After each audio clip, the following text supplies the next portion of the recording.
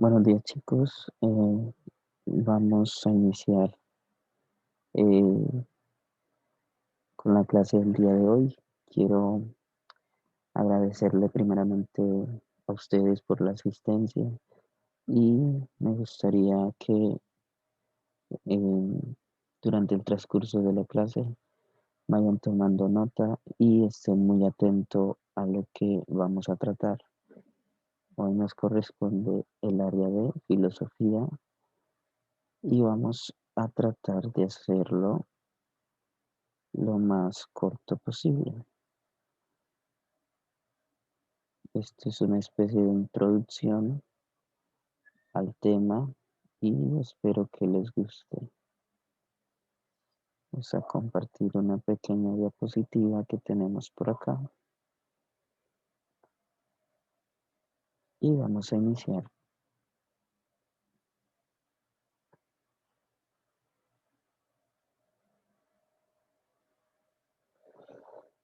Historia y evolución de la filosofía.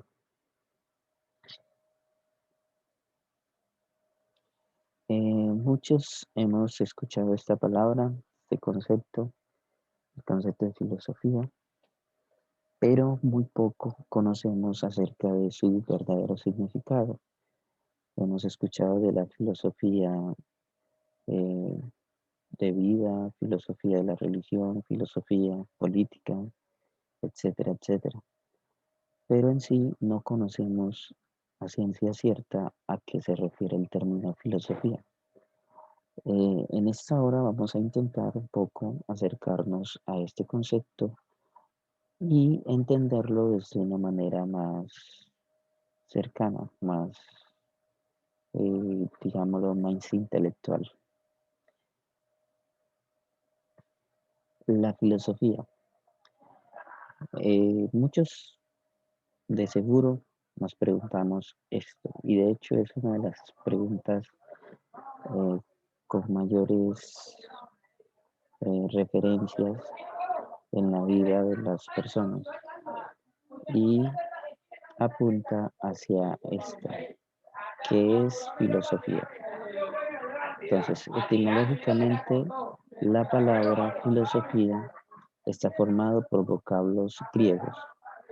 Acudimos a la etimología porque es el paso inicial para comprender una palabra, viendo desde sus raíces a qué apunta el significado o a qué se dirige eh, dicho significado. La etimología, como ya lo dije, parte de dos términos griegos.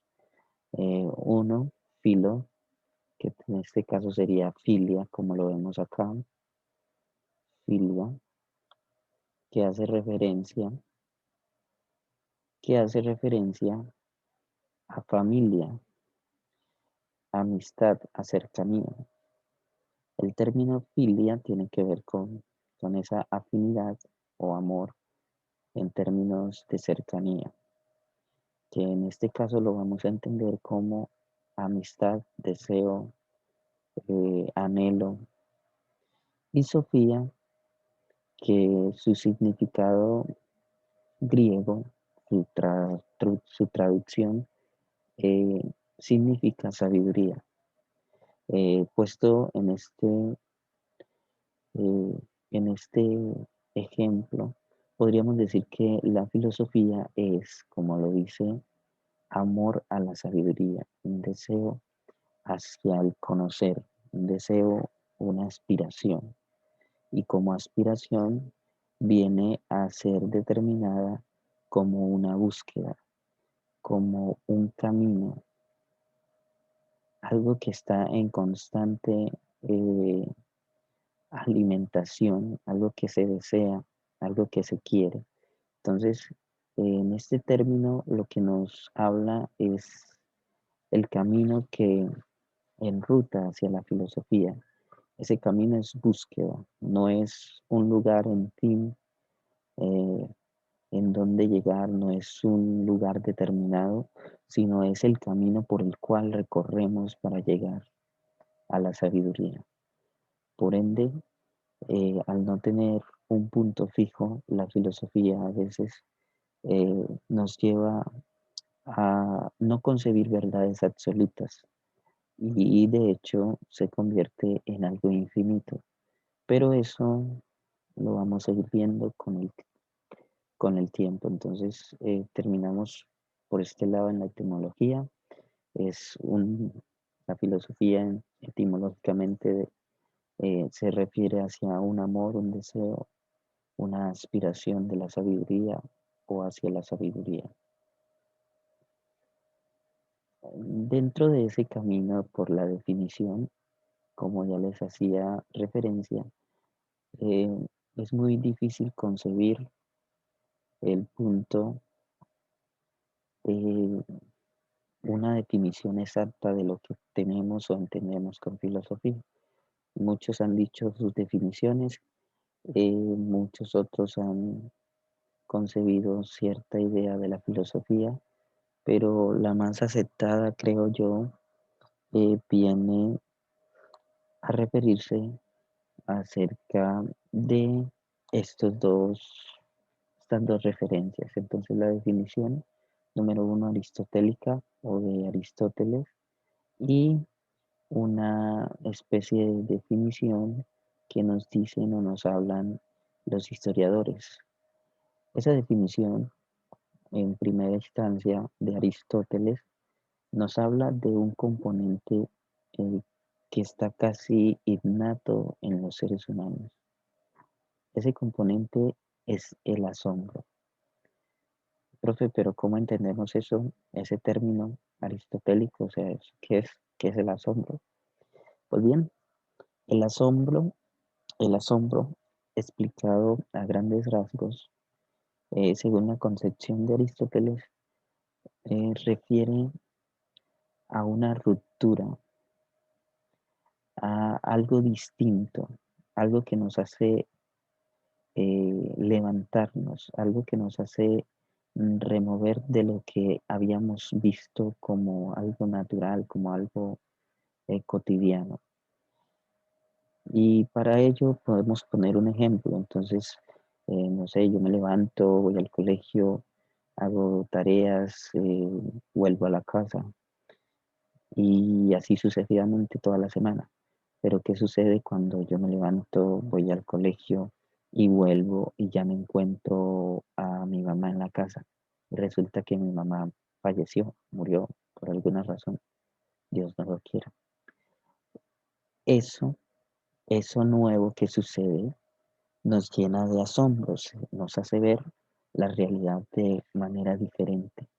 Entonces, el asombro en términos aristotélicos es aquello eh, que nos despierta y que nos da una nueva visión del mundo, una nueva visión de la realidad. Despertar y ver que no es lo que hemos visto siempre, como aquel niño que se levanta y ve un edificio gigante, se asombra de ello y te pregunta, oh mamá, ¿cómo hicieron esto? Mamá, ¿qué es eso? Mamá, ¿qué es aquello? Todo aquello que vemos por primera vez nos hace despertar esa curiosidad. Y de hecho el asombro es muy ligado a la curiosidad. Entonces por eso Aristóteles nos dice que el inicio para entender la filosofía o para ingresarnos a ese mundo es el asombro. Es, encontramos a otra referencia eh, y nos dice que esta referencia viene de los historiadores, de aquellos que se han encargado de analizar los hechos históricos y por ende dan una cierta explicación de cómo definir la filosofía, de cómo surge la filosofía. Y según ellos lo hacen, ¿cierto? Partiendo desde la historia, argumentando que cada origen de la filosofía en los diferentes momentos de la historia ha venido precedido o ha venido acompañado de una revolución, un cambio. Entonces, esos cambios, esa revolución social, ese cambio de pensamiento dentro de la sociedad ha venido a despertar eh, la filosofía como tal. Ha habido reestructuración de la sociedad, ha habido cambios significativos dentro del pensar de una sociedad. Y hacemos referencia a muchos hechos históricos, uno de ellos la Revolución Francesa, que se da en 1789, ¿cierto? Entonces, ¿qué sucede en 1789? Se da una revolución. Esa revolución hace que nazca un nuevo sentir por la humanidad. Caso similar sucede en la Primera y Segunda Guerra Mundial, ¿cierto? Veníamos de ser reyes del universo, bueno, me refiero a la humanidad, y nos convertimos en los seres más, no sé, crueles, déspotas, haciendo que todo eso que habíamos creído, que habíamos construido durante eh, años anteriores, se derrumbara en unos años, en unos cuantos años. Entonces todo eso hace que nos preguntemos hasta qué punto la humanidad puede o no ser eh, perfectible, o sea, ser encaminada hacia la perfección. Y, y empezamos a ver que el ser humano no es el todo del universo. Y nos damos cuenta que tenemos errores y nos damos cuenta que todo lo que había hasta el momento hay que cambiarlo. Entonces eso provoca un nuevo sentir y de hecho surgen nuevas formas de pensar. Esas nuevas formas de pensar las concebimos como filosofía. Y más adelante vamos a ir viendo en qué consiste eso. Entonces aquí podemos ver que no existen verdades absolutas, que la filosofía al tratarse de tantos temas no hay un fin específico, sino una simple aspiración. Se dice simple, pero en realidad es más complejo de lo que parece. Pero inicialmente lo que queremos transmitir es que la filosofía no tiene un fin determinado. Es una aspiración, es un deseo, se ayuda en la ciencia, pero no es ciencia. Tampoco es algo científico porque se podría considerar como arte, pero en sí la filosofía tiene su camino hacia esa dirección, hacia conocer, hacia descubrir, hacia asombrarse, hacia el cambio. Y todo ello precede del logos. Logos, nos referimos al logo como la razón o pensamiento. Así que la definición, o bueno, el camino hacia el pensamiento, viene precedido, como lo dice Aristóteles, del asombro. Y también, como lo dicen los historiadores, eh, produce grandes revoluciones sociales, revoluciones de pensamiento. El nacimiento de la filosofía.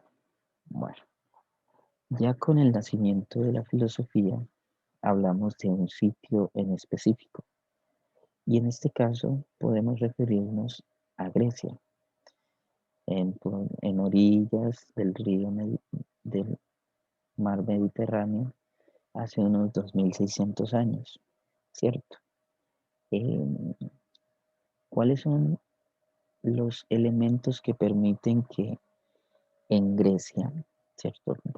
Grecia, que es donde se inicia el pensamiento filosófico, es, se prolongue o se haga de tal una forma que en otras sociedades no se dio, o en otras culturas no se dio.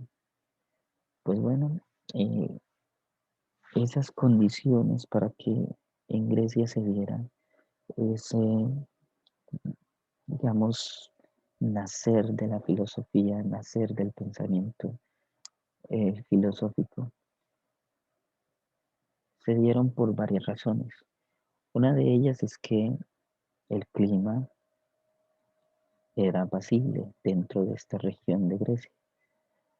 Había gran prosperidad económica, veníamos de una época feudal y, y al prosperar el lugar, bueno, la ciudad de Grecia, hubo un gran crecimiento económico, se optó por la mercancía, por el mercado, el comercio marítimo, y favoreció a que esta cultura tuviera grandes intercambios con con otras referencias de pensamiento. Al haber ese intercambio o esa conexión de culturas, se fue cultivando algo nuevo, algo diferente. Hubo desarrollo artesanal, podríamos decirse que de toda esa prosperidad económica vino a nacer lo que se conoce como el ocio y la vida política. Entonces, al haber mucho comercio, al haber prosperidad económica, el pueblo o las personas tienen mayor tiempo disponible para dedicarse a lo que les gusta. Y en este caso, lo que le gustaba a los griegos era el conocimiento, ¿cierto? El conocer algo nuevo, a dedicarse a leer, a estudiar libros, no sé, una serie de cosas, a ejercitarse, cosas que ellos fueron fortaleciendo al ya tener la vida económica prácticamente solucionada. Entonces, ese florecimiento del ocio hizo que las personas tuvieran más tiempo para dedicarse a sí mismas. Y como lo vamos a ver después, pudieron conocerse mejor y de esta forma conocer mejor la sociedad donde estaban. Y de ahí la vida política se fue convirtiendo en una vida casi necesaria para todo ciudadano libre. Hubo tolerancia religiosa, todos en Grecia se podría decir eh,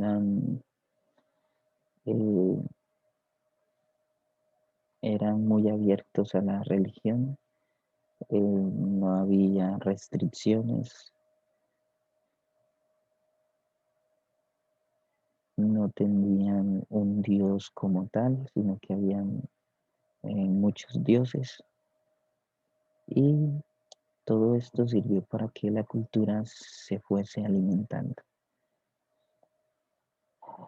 Hubo también tolerancia política, cada uno defendía sus ideales, eh, empezaron las primeras formas de democracia y participación y fue posible, con todo esto que hemos venido señalando, fue posible el nacimiento del pensamiento crítico. Cuando hablamos de pensamiento crítico, es un pensamiento reflexivo, con capacidad de eh, reflexionar sobre la realidad o sobre cualquier asunto que necesite la intervención de la razón humana. Entonces, todos estos elementos hicieron que Grecia eh, tuviera la posibilidad de iniciar en la filosofía, iniciar en el pensamiento libre. De ahí surge la distinción entre mito y logos, que más adelante vamos a ir viendo, porque anteriormente a esta cultura, se podría decir que habían otras culturas en el mundo y que también tenían cierto conocimiento sobre el mundo y sobre la realidad. Pero nosotros nos concentramos en la filosofía griega porque es de ahí donde deriva nuestra esencia. Entonces nuestro pensamiento es prácticamente eh, derivado de Europa, de Occidente, ¿cierto? Entonces todo eso, todo este pensamiento, nuestra lengua, todo fue traído a nosotros por los ya conocidos, por los españoles, los colonizadores, que nos insertaron en esta cultura, eh, podría decirse, en esta cultura europea que viene de el surgimiento de la filosofía griega. Entonces nuestra cultura es prácticamente heredada, o bueno, alimentada, mejor dicho, alimentada del pensamiento filosófico europeo, ¿cierto? Todas sus ideas, su forma de vida y parte de su forma de gobierno, como la democracia, y algunos otros elementos vienen a estar presentes en nuestra cultura.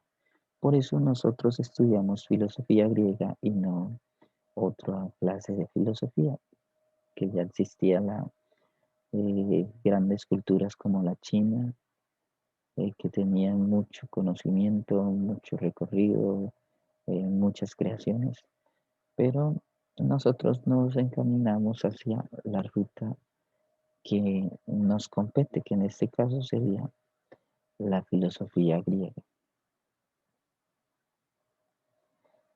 Entonces, ¿en qué consiste la filosofía? Podríamos decirnos, podríamos preguntarnos. Y el tema nos apunta a estos elementos que tenemos aquí. Entonces, la filosofía consiste en pensar con claridad y rigor. Lo decía Descartes, ¿cierto? Eh, Estudio del ser en su infinitud. La filosofía consiste en estudiar el ser dentro de sus muchos componentes, ¿cierto? Encontrarnos al ser, entendemos ser como aquella entidad que determina la esencia como eso que es lo que es y no otra cosa. Identificar esa esencia. Entonces, al estudio de la esencia, entonces la esencia de, del, de cada cosa es casi infinita. Entonces, al estudiar al ser en su estructura, tenemos mucho que aprender. Entonces, por ello, la filosofía se enruta hacia algo infinito, hacia temas muy variados y muy complejos a la vez. Algo que algunos manifiestan no querer hacer, ¿cierto? Porque estudiar tanto o investigar tanto sobre un tema es como tan, tan tedioso. Eh, Todo esto nos hace reflexionar hacia la realidad. Entonces, el estudio del ser en su infinitud nos hace preguntar por la realidad en la que estamos, sobre lo real. Entonces, eso mismo nos lleva al siguiente punto, ¿cierto? Esto es uno de los principios fundamentales, creo yo, de la filosofía griega, o podríamos decir, no, podría decirse que es lo principal dentro del pensamiento griego. Entonces, el pensamiento griego enfocado hacia sí, o sea, conocerse a sí mismo. Entonces, conocer la esencia de lo que eran o de lo que somos es lo que concentra y hace que la filosofía sea tan importante dentro del campo de la vida institucional, de la vida personal o de la misma vida en sociedad. Si conocemos nuestras capacidades y nuestros límites, también vamos a conocer cómo afrontar o cómo introducirnos a la vida en sociedad. Entonces, de ahí que sea tan importante la filosofía dentro de las instituciones educativas, dentro de nuestra formación. Todo esto nos llama a una especie de exhortación a reflexionar y una reflexión que nos haga llegar hacia otro nivel de humanidad. Entonces, no es solamente el campo científico, como lo decíamos, la ciencia está determinada por eh, un campo de estudio determinado, ¿cierto? Un lugar, un objeto, pero aquí lo que hablamos es de humanidad, o sea, el estudio de lo humano. Estamos hablando de una exhortación hacia una reflexión, hacia el deseo, una aspiración de aprender, de adherirnos a algo. Y en este caso sería ese algo la investigación, la búsqueda, el camino de el conocerse a sí mismo. Y conociéndonos a sí mismo, teniendo identidad, vamos a empezar a construir algo nuevo. Entonces, en esto consiste la filosofía, en un pensamiento que se encarga de examinar, de analizar la totalidad de lo real. Entonces,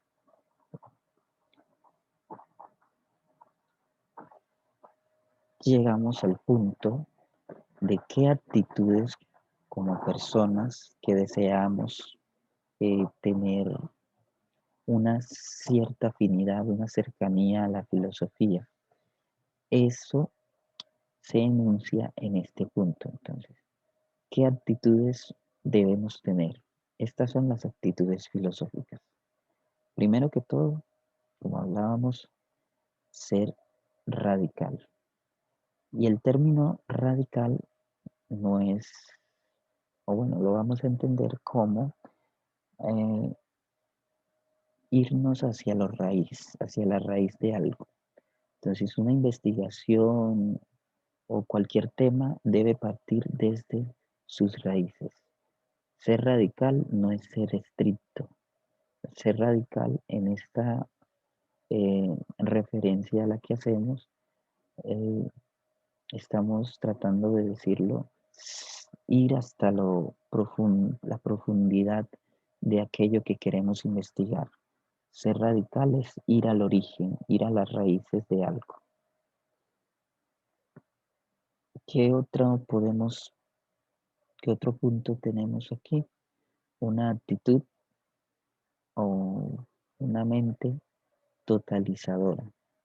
Cuando hablamos de totalizadora, estamos hablando de eh, lo que tocábamos anteriormente, ¿cierto?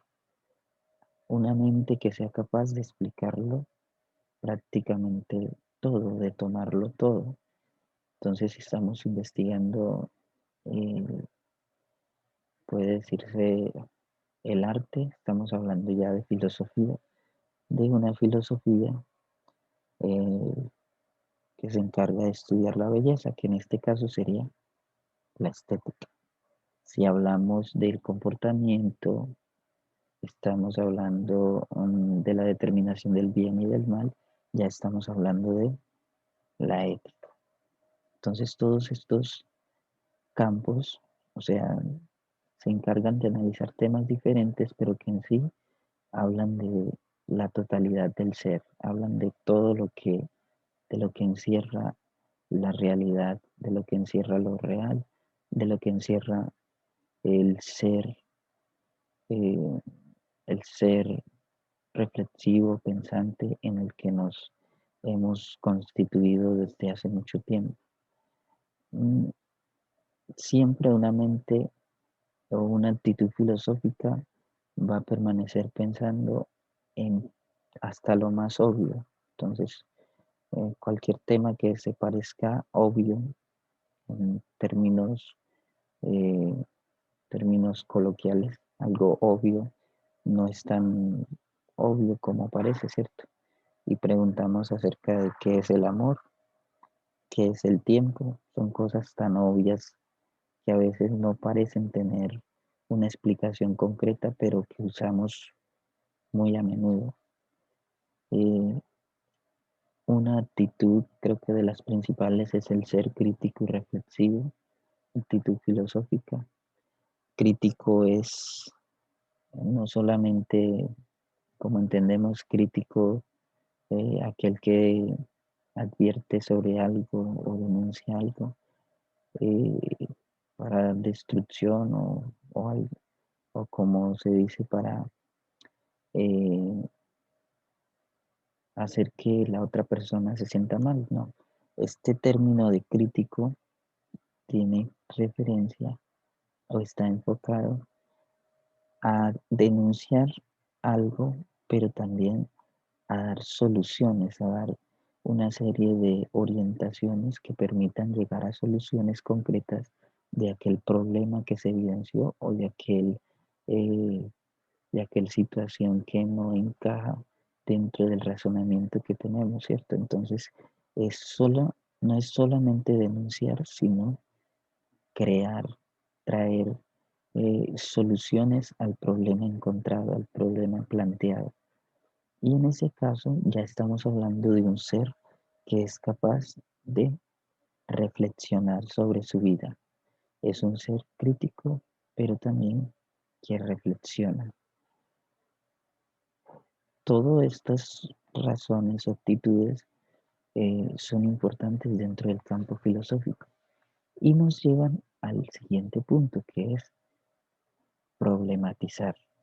Cuando somos seres pensantes, seres que nos encargamos de eh, denunciar aquello que no nos parece justo, de denunciar aquello que está fuera de lo establecido en la moral, en la estética, en la política, nos convertimos en seres problematizadores, seres que encontramos problemas en lo cotidiano, en algo que para muchos es muy incómodo. Entonces, eso es ser problematizador. Al encontrarnos con el pensamiento, para muchos pues a muchos no les conviene que las personas nos encarguemos de pensar, porque siendo seres pensantes no nos van a engañar tan fácilmente. Siendo seres curiosos que investigan, que preguntan, que indagan, que leen, eh, no nos van a engañar tan fácilmente. Y seres racionales que tenemos la capacidad de pensar, eh, nos pone en una posición, ¿cierto?, diferente. Lo racional es aquello que nos permite, tengo un error aquí, ¿cierto?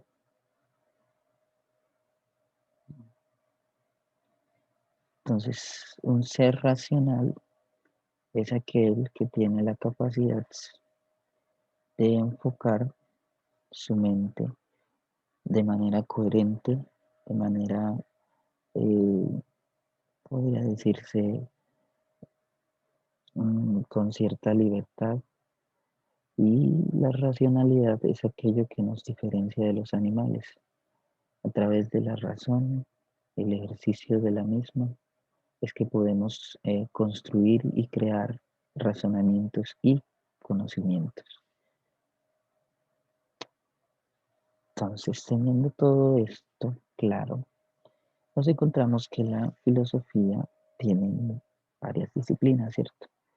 Hablábamos de algunas de ellas, como la ética, la estética, pero aquí también está la ontología, que es aquella que estudia el ser, ¿cierto? El ser en su plenitud, el ser que intenta explicar la totalidad de la realidad. Eh, Ejemplo de ello puede ser Dios, Dios que en en el pensamiento judío-cristiano es el ser que crea la realidad, ¿cierto? Que es el creador. Para los materialistas sería la materia y así, etcétera. Entonces, es como el principio que investiga el principio de toda la realidad, ¿cierto? Entonces a eso llamamos ontología. La noxología se encarga de estudiar, de analizar el conocimiento humano, el fundamento, el proceso del conocimiento humano, cómo se origina, qué es, cuáles son sus etapas, todo esto tiene que ver con noxología. La epistemología es un campo que se encarga de analizar el conocimiento científico. Es decir, la epistemología tiene una estrecha relación con la ciencia como tal, con el conocimiento científico. La ética es el estudio de la moral entendida como aquellos actos buenos o malos. La estética es el análisis de la belleza o la fealdad, lo feo o lo bello. Y la axiología es el estudio de los valores, ¿cierto? Valores sociales, valores familiares, todo lo que tenga que ver con valores, nos estamos refiriendo a la axiología. La antropología filosófica se encarga de estudiar al hombre, o sea, al hombre como tal, en todo el sentido de la palabra, ¿cierto? Estudia el origen del hombre, para dónde va, cuál es su destino, todo lo que tenga referencia o lo que tenga que ver con el hombre, viene precedido o bueno, viene investigado por la antropología filosófica. Creo que esto hasta aquí es una breve explicación del concepto de filosofía. De ahí viene la distinción entre las diferentes etapas de la filosofía como tal. Y iniciamos, y tendríamos que iniciar ya con la filosofía antigua. Pero esto ya será para otro video, otra explicación, donde tengamos ya como tema central la filosofía, su origen y toda la explicación que se da entre la diferencia del pensamiento mítico, mitológico, y el paso al pensamiento filosófico o al pensamiento del logos, que en este caso nos compete hablar en otra ocasión. Así que, no siendo más, podemos dejar hasta aquí y espero que cualquier duda, cualquier cosa que nos haya quedado claro, lo vayamos trabajando durante las clases posteriores. Esto es como un acercamiento solamente a la filosofía, datos muy por encimita, así que no importa si no entendieron algunos conceptos, porque la idea es solamente mencionarlos, ubicarlos en lo que nos corresponde en algunos conceptos y ya seguiremos con el tema en otra ocasión. Agradezco mucho su compañía, espero que podamos seguir aprendiendo y recuerden que sin importar la distancia, siempre vamos a tener la capacidad de reconocer la humanidad que nos encierra, la humanidad que está dentro y esfuércense mucho, traten de dar lo mejor de ustedes. Recuerden que siempre eh, van a tener la capacidad de levantarse. Así que la filosofía es esto, reflexionar sobre la vida y a veces hasta de manera involuntaria porque eh, nos obligan a pensar, ¿cierto? Las circunstancias, los momentos, lo que nos pasa, lo que nos sucede, esa ruptura de la realidad, nos llevan a filosofar, a pensar, a crear nuevas realidades, a ver nuestras limitaciones como seres humanos. Así que los invito a que se animen mucho y que podamos trabajar en gran manera con este tema de la filosofía, su historia y todo lo que podamos aprender. Muchas gracias y hasta luego.